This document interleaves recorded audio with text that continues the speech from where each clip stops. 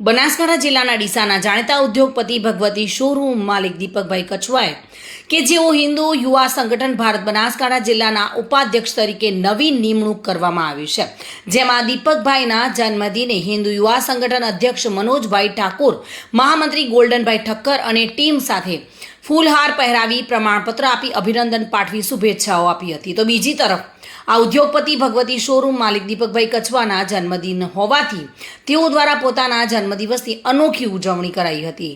તેઓ દ્વારા ડીસા વિસ્તારમાં ઝૂંપડપટ્ટીમાં રહેતા ગરીબ લોકોને કે જેઓ વરસાદની ઋતુમાં પણ જમીન પર રહેવા મજબૂર છે તેવા ગરીબ પરિવારોને ખાટલા અને વરસાદના સમયે કામ લાગે તેવી પ્લાસ્ટિકની મોટી તાડપત્રીનું વિતરણ કર્યું હતું. જોકે તેઓ દ્વારા પોતાના જન્મદિવસની આ અનોખી ઉજવણીને સૌ કોઈએ બિરદાવી હતી.